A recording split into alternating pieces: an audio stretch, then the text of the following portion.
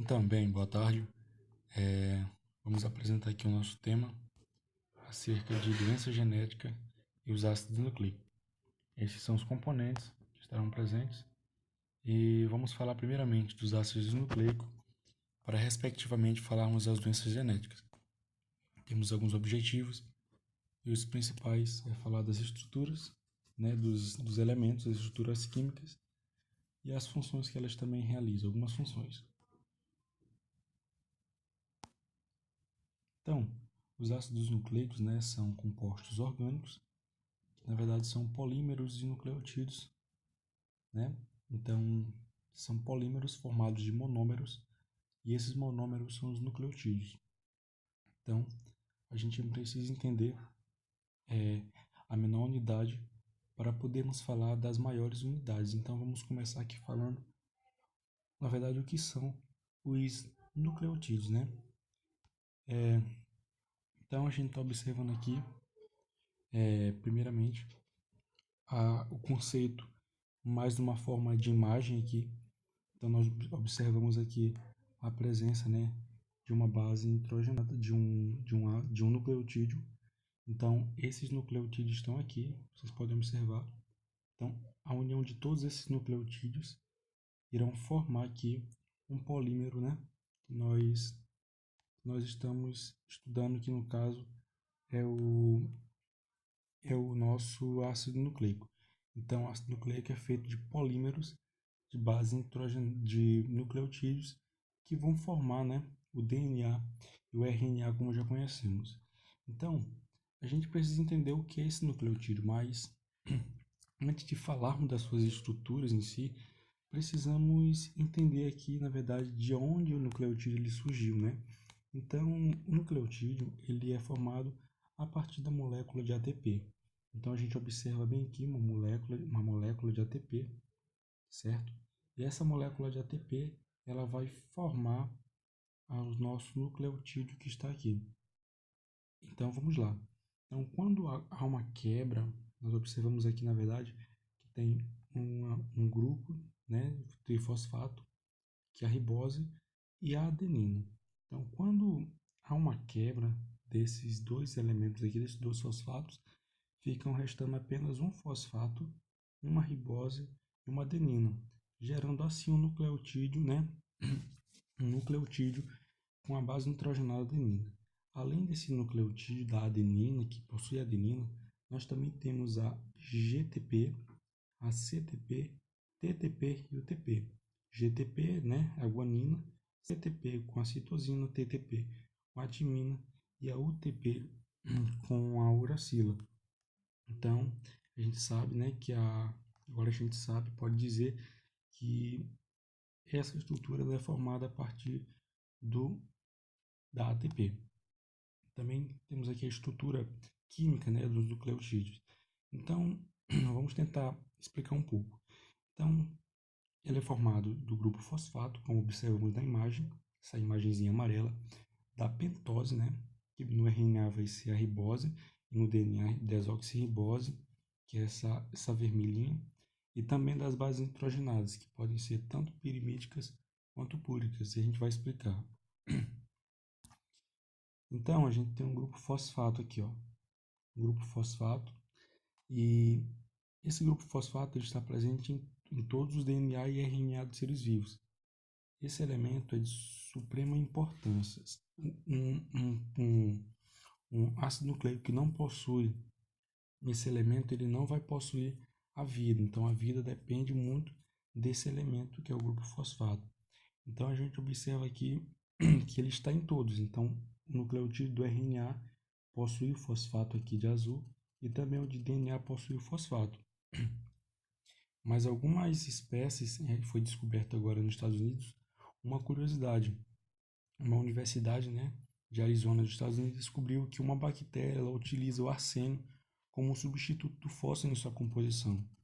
O organismo recém-encontrado no lago Mono no lado leste da Califórnia, nos Estados Unidos, deixando a comunidade científica em suspense, o achado abre novas concepções de vida, não baseadas nas formas tradicionais conhecidas, ou seja, Isso é uma curiosidade que nos leva a entender que pode ser que nem todos os seres vivos possuam esse mesmo padrão genético, né? Esse mesmo característica que é o DNA, né? E com a presença do fosfato. Alguns seres vivos podem ter o arsênio, então outra estrutura no lugar do fosfato. Lembrando que o fosfato é muito importante para que haja vida, né? E além do fosfato também, o nucleotídeo ele possui a pentose, que é o açúcar.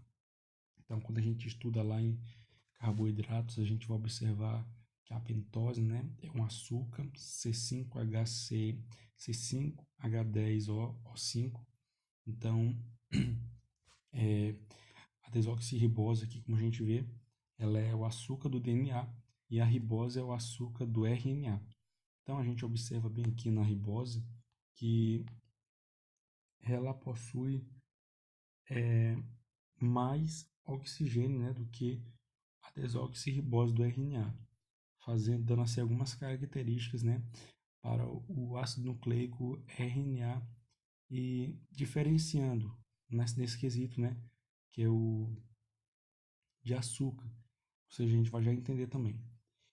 Então está aqui escrito, né, na pentose do DNA há um oxigênio a menos, por isso que se chama desoxirribose. Então esse desoxi é um oxigênio a menos que a gente pode levar em consideração. Então, além da pentose e também do grupo fosfato, o nucleotídeo ele também possui bases nitrogenadas. Existem dois tipos, né, que podem ser as púricas e as pirimídicas. As púricas elas são maiores, elas possuem dois anéis aromáticos, como a gente observa aqui, e podem ser a adenina e a guanina. E as pirimídicas, né, que são menores, elas podem ser a citosina, a timina e a uracila. Então, depois que nós falamos aqui dessa estrutura, né, menor, o monômero do polímero do ácido nucleico, agora a gente vai falar do polímero, né, que pode ser o DNA ou o RNA. Então a gente começa aqui com o DNA. Então, onde encontramos esse DNA, né? Tirem esse RNA que está aqui, na verdade é só o DNA. Então, onde a gente encontra? Então, a gente encontra esse DNA nas células, né? Mais especificamente no núcleo das células, onde tem o cromossomo. E nesse cromossomo possui, né, os filamentos de DNA. Então, ele é formado de DNA e é exatamente no cromossomo, no núcleo da célula, que está presente essa estrutura aí, que é o DNA. Então, o DNA, né, como a gente pode observar, ele é uma dupla hélice, possui duas hélices em que estão conectados os nucleotídeos que formam a sua estrutura, e ele pode ser uma dupla hélice, como a gente já acabou de falar, e ele também pode ser helicoidal.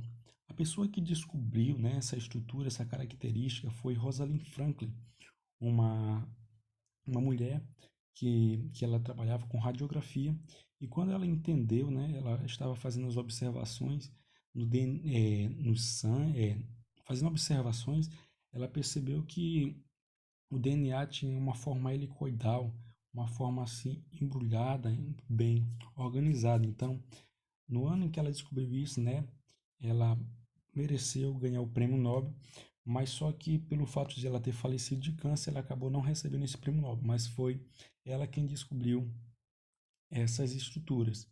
E além da forma helicoidal, ele também possui, né, uma pentose, que é a desoxirribose, como falamos na introdução. Então, essa pentose ela possui cinco moléculas de carbono, né, e um oxigênio a menos, que faz com que a sua estrutura seja mais estável. Ou seja, quanto menos o oxigênio, mais estável é a célula. Essa célula tende a permanecer, né, mais do que o RNA, como vamos observar.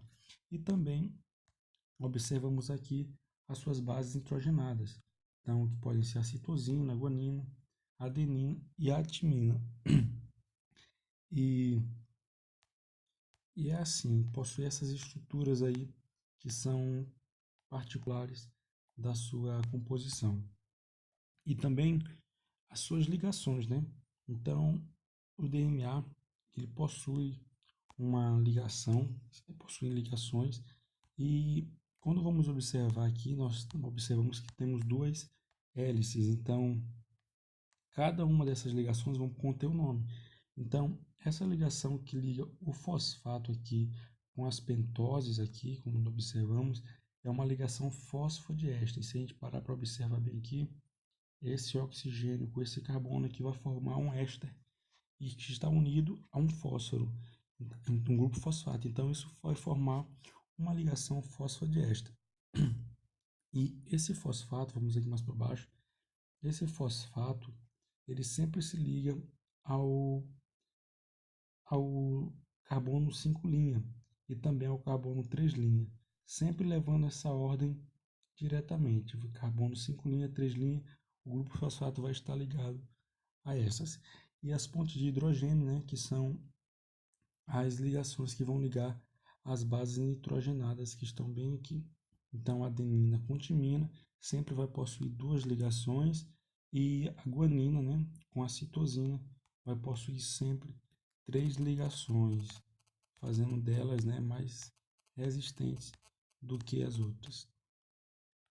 Então, vamos apagar aqui. Enfim.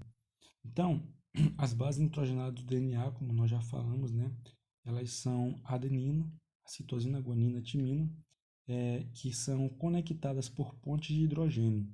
Então, elas vão estar ligadas por pontes de hidrogênio. Então, mas elas também possuem uma característica de ligação entre si.